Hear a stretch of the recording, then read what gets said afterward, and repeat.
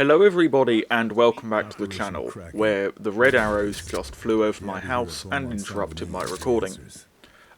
Today we're in Sniper Elite 5 and we are rounding up and reviewing Sniper Elite 5's second season pass. So without further ado, let's get into this.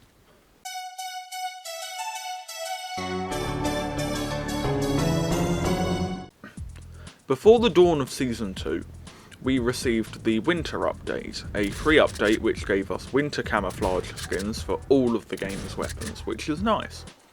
I like these skins, but they don't work as well as they could have without a snowy map.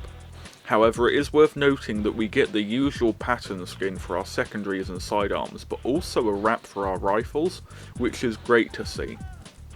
We also get a no-cross version of the Sainte-Marie Église map, which is nice for the multiplayer lot out there.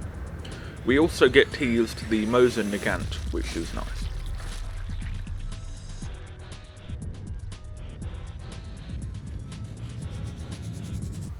Then we got the free Valentine's Day update, which gave us the Cherry Hunter skin for the 1911, which I hadn't installed until I needed this image for this video.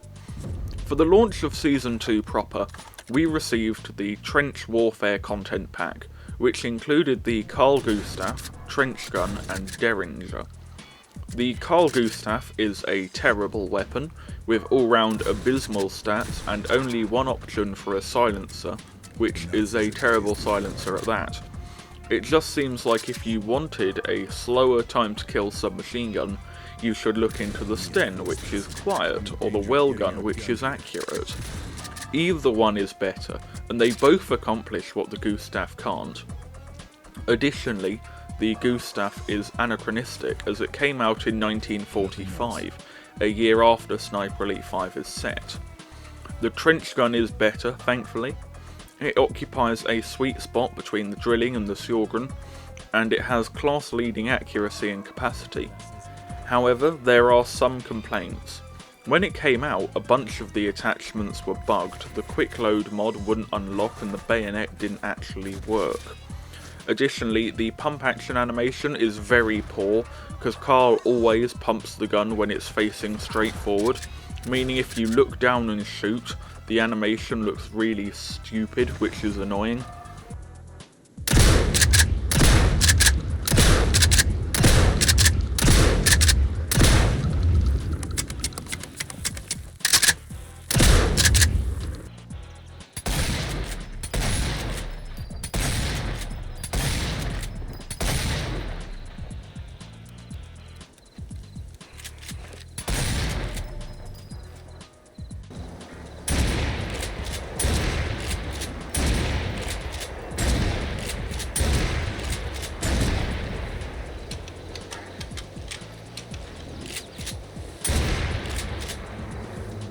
We also got the Derringer, which I was really looking forward to, but as it turned out, Rebellion decided to make the Derringer a meme weapon instead, which is annoying. I think if the Derringer was a one-shot kill like the Winchester, it'd be good, and it'd still be balanced because of its terrible range and accuracy. But no, Rebellion had to make it literally unusable, and only suitable for trolling invaders and multiplayer opponents, which I think is a wasted opportunity. However, this pack is free, so I can't complain too much, but even for a free DLC pack, a 2-to-1 ratio on terrible weapons is a bit of a shame.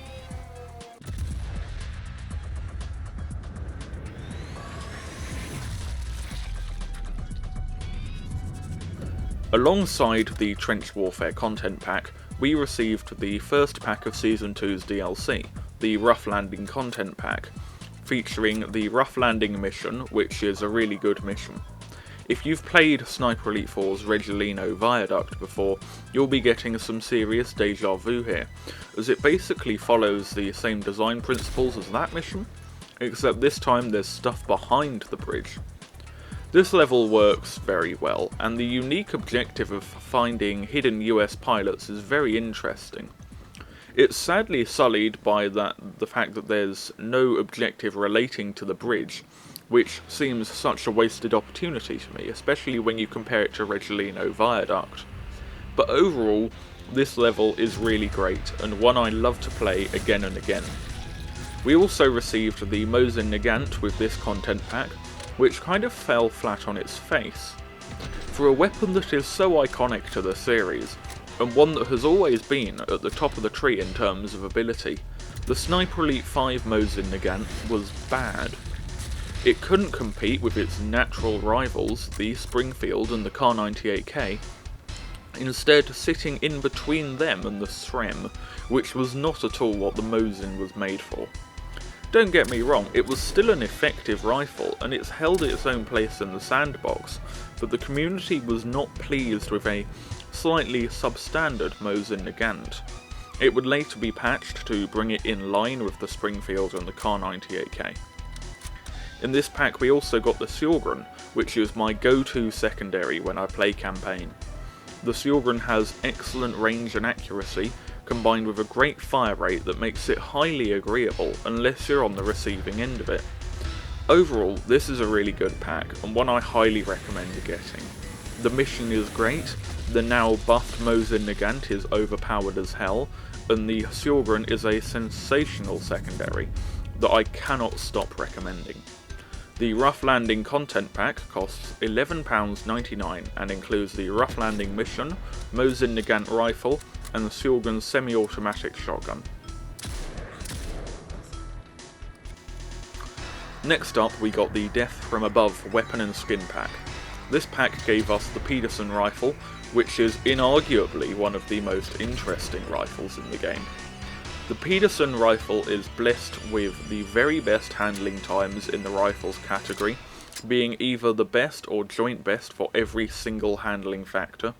It is also the only rifle to have a default ADS move speed more than 100%, and one of only 2 rifles to have a base sprint speed of more than 100%.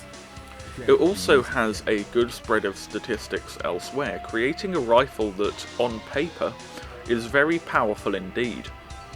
However, the Pedersen is very limited by the fact that it can only use iron sights, which limits it to close range combat only. The Pedersen's front post is also too thick to use precisely at range, which really creates issues. It's great for rapid target acquisition at close range, and it works great in low light environments, but it struggles a lot at a distance, where your target can oftentimes be completely obscured by the weapon's sights, making it difficult to aim. It's not a bad gun by any means, but it is built for a very specific playstyle and a very specific scenario, and it's hard to recommend because of this.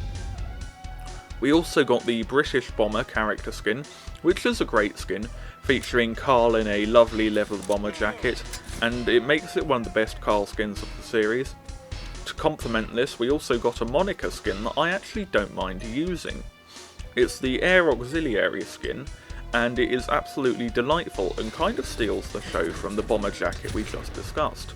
This is one I highly recommend if you're going for skin packs. And to top it off, we got the British Dazzle weapon skins, which I quite hate, but it's all just a matter of opinion, and you do get them for your rifle as well, which is great.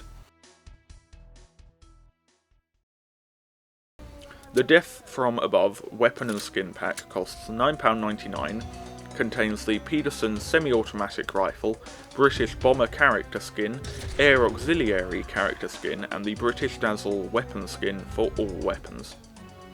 Alongside the Death from Above pack, we got a free update that gave us the Dam multiplayer map, which is an insanely cool environment, and one I wish I could have for single player.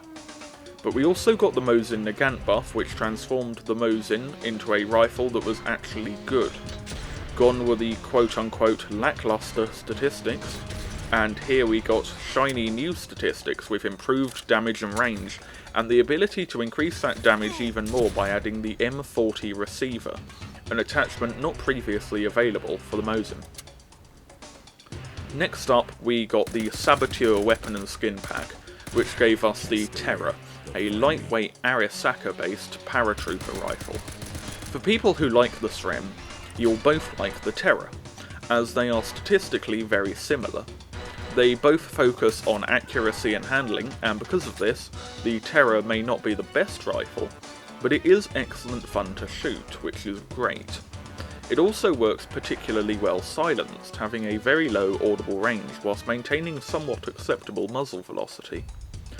However, the simple fact of the matter is, no matter how much I personally like using the Terror, I have to warn you that it is just a SREM in sheep's clothing, and anything that can be done by the Terror can also be done by the SREM. We also get the M3 grease gun in this pack, which is a very interesting gun, as it is in fact a well gun cunningly disguised as a grease gun. They are very similar in purpose and in function. The differences are there because there have to be differences, but they are very much perfunctory, which is basically the attitude I feel was given to most of Season 2. It does have a couple of cool stats, such as a 70 meter audible range, and the fastest reload time in its class, but it also has some very uncool stats, like the lowest effective range and muzzle velocity in its class. We also got the Liberator skin, which has some interesting lore to it. Legend has it that whilst he was round Marie's house, Carl somehow managed to lose all of his clothes and then had to go home dressed in stuff he'd picked from her wardrobe. I want to say that this skin is cool, but it isn't, so I won't. Alongside this DLC pack, we also got a free update which gave us the Rhine Crossing no-cross map, which is cool. It's great to be seeing some unique locales for multiplayer, instead of copy-pasting bits from campaign, so I'm up for that.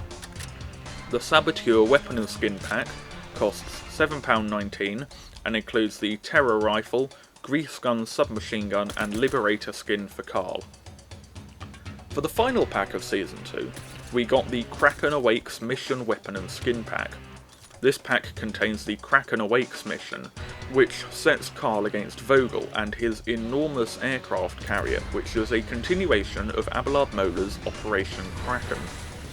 This is a really good mission, and one that caters well for all playstyles. You can go stealthy, you can run and gun, or snipe from afar, and it's all equally viable and equally fun. The map is well designed, and it doesn't feel like they threw everything at a wall and saw what stuck. Instead it feels calculated and pleasantly busy, whilst maintaining a nice amount of open space throughout the docks to complement the more enclosed combat within the aircraft carrier. The population of the map is done well, which for most levels in the game has been a bit of an issue, but Kraken Awakes does well by creating a map which is a little bit underpopulated, which makes stealth more viable, but by making sure what enemies are there are enemies like Jaegers, Faust Troopers and Machine Gunners, it makes it pleasantly difficult. And whilst it is underpopulated, it is, as I say, only by a very slight amount, and it is a very difficult level, which is a pleasant surprise.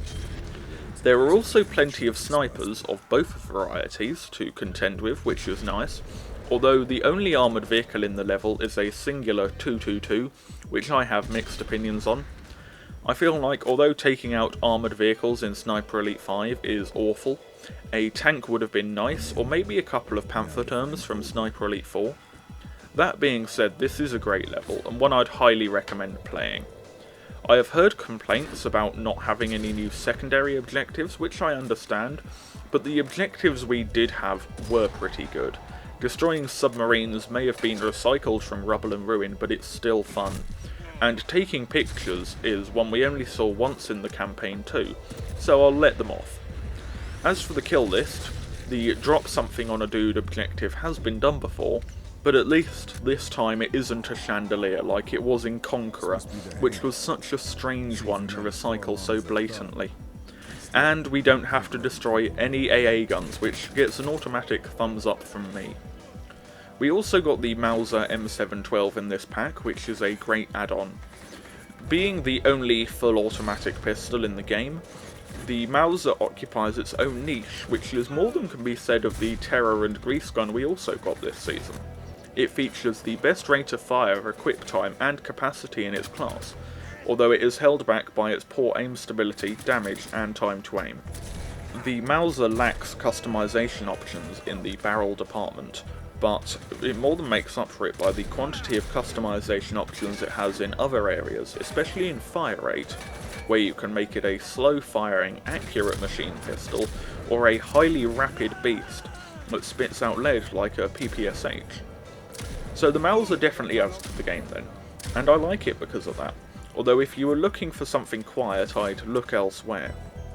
We also got the American Airborne skin here, and I think that it's nice enough, although it's not a patch on the British Paratrooper skin from last season, and it seems as if it's missing something for Carl to wear around his neck. It would have also been nice to see a second skin for Monica, or better yet, for Chad, Harry or Marie, and it would have been nice to see the skin come with some headgear as well, as none of the skins this season have, which is a shame.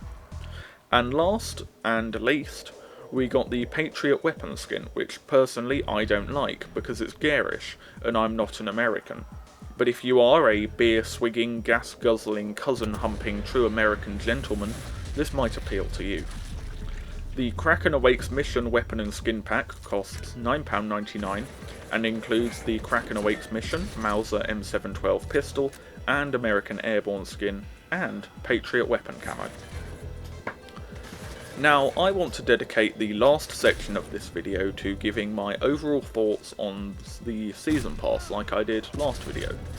In the last video I spoke about how Season 1 had good content, but had abysmal value for money when you compared it to Sniper Elite 4, which had more content by a long shot despite being the same price. The same is true here, but in fact you get less content across both of Sniper Elite 5's Season Passes than you did from Sniper Elite 4's singular Season Pass, and you have to pay twice as much for the privilege. You could argue that the guns are worth more in 5 because of the attachment system, but I don't think that's necessarily true. Save from a few noteworthy examples, such as the Mosin Nagant bayonet, all of the attachments that physically change the look of the gun, such as silencers or scopes, are recycled from the base game, and shotguns have been in the game in some form since before launch, as there's one in this trailer.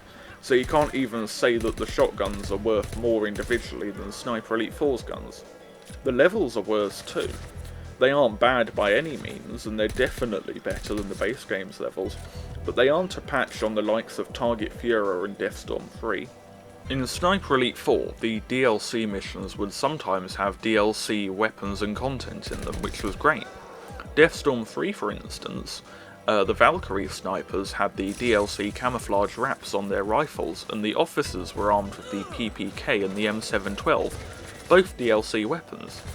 You don't see that innovation here in Sniper Elite 5. Why don't the enemies in the DLC levels carry DLC weapons? Mission and weapons didn't even come in the same packs in Sniper Elite 4, and they do now.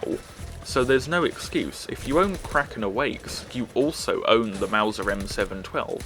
So why doesn't Vogel carry a Mauser? That would be so cool, and it would elevate him above the rest of the officers in the game, because he's armed with a substantially cooler gun. Why can't you find Sjorgrens lying around in Rough Landing? It wouldn't have been historically accurate, that's for sure, but it doesn't seem to have been a problem for the rest of the game, so why should it cause issues here? The camouflages aren't as good either. Their availability on weapons is better, but still strange. All of the DLC camos are available on all secondaries and sidearms, which is great. But why aren't there matching wraps for the rifles?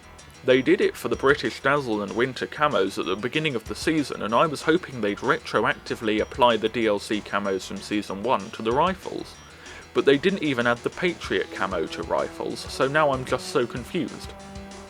Additionally, there were no survival maps at all this season, which was really disappointing for me. Season 1 gave us 2 survival maps for free, and although they were just retooled areas from the campaign, I was very happy with what we got, and I really wanted to see more survival maps from Season 2, but they didn't give us any, which was a real shame. Some survival maps from the DLC levels would have been cool, and maybe we could have got a survival map set in the rail depot from Rough Landing or something like that, but we didn't get any, which is a real shame, considering how Sniper Elite 5's survival mode is hands down the best in the series by a country mile, so I feel like neglecting this is a really poor move. As for the character skins, we didn't get a Monica counterpart for the Liberator or American Airborne skins, which was a shame. Would I have used them? No, they're Monica skins, but it's fair to at least give us a choice. charging us the same for less content isn't good. We're also starting to see sandbox duplication with the guns now, and the grease gun and the terror being very similar to the well gun and the Srem respectively. This has been an issue in previous games. Sniper Elite 4 is probably the biggest victim of this, with lots of weapons being pretty much identical, such as the G43 and the SVT. It isn't necessarily an issue. If we as a community want more guns, we are just going to have to accept that some of them will end up being pretty similar. By and large, Sniper Elite 5 has a better weapon sandbox compared to previous games in the series, with tons of unique weapons like the Winchester, Sjorgren and Mauser, which all bring something new to the game. I think that if we want new guns, we're going to have to accept that this sort of thing's going to happen, although I feel like some spaces in the sandbox have yet to be filled. The long-range semi-auto rifle, for instance, is nowhere to be seen after the ZH-29 in Sniper Elite 4 filled that role perfectly. I assume this is because they need reasons to sell people the possible third season pass, and they're withholding good weapons so people buy that as well as Season 2. Oh, and also, where were the community events? Last season we had the Marksman event where if we as a collective community sniped enough people, we got some new scopes for our rifles. Where was that this season? But my single biggest bugbear with Season 2 is how poor the quality of the content was. So there's a lot to digest here, and it includes both laziness and glitches, so this section might be a bit disorganised, so you'll have to forgive me.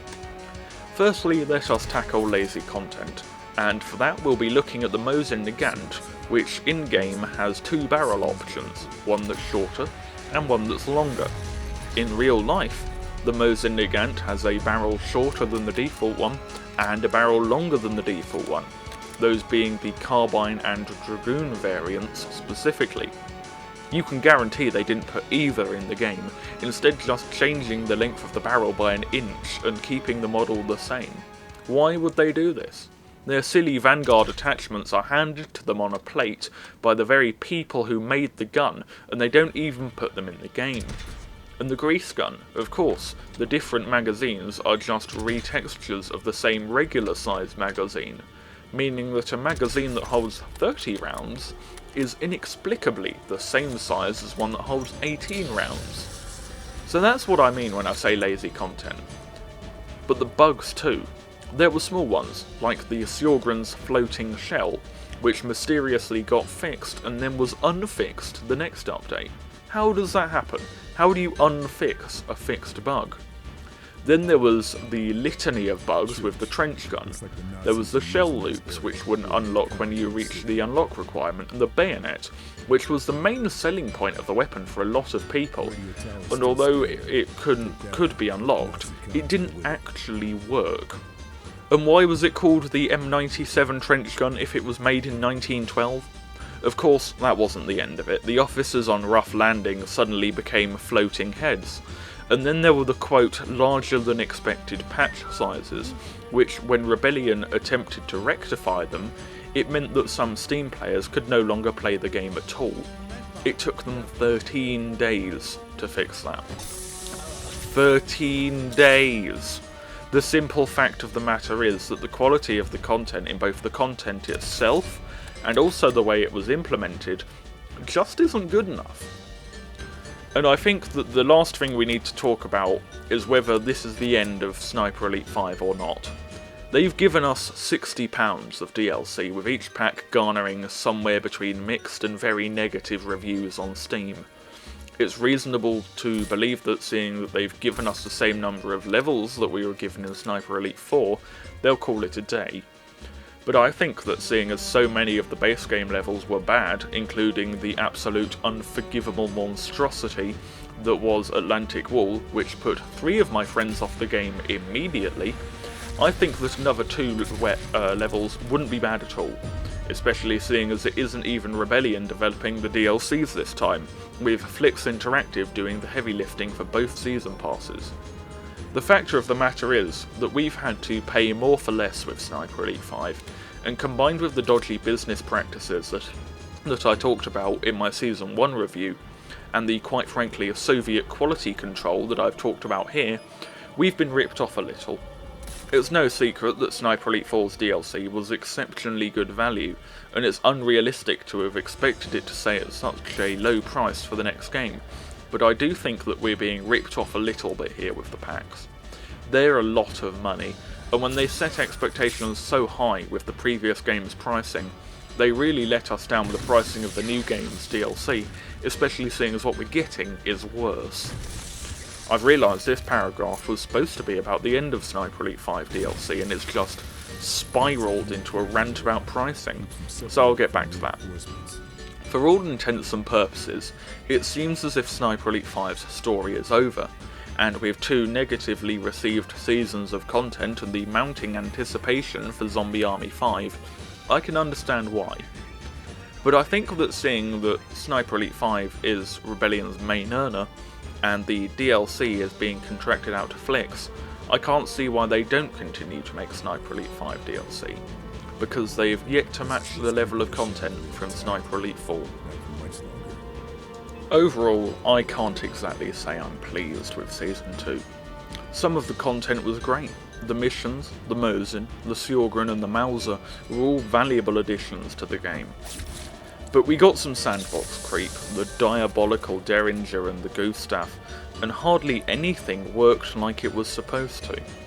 If this is the end for Sniper Elite 5, I would have liked to see it go out with a bang, instead of quietly exiting stage left.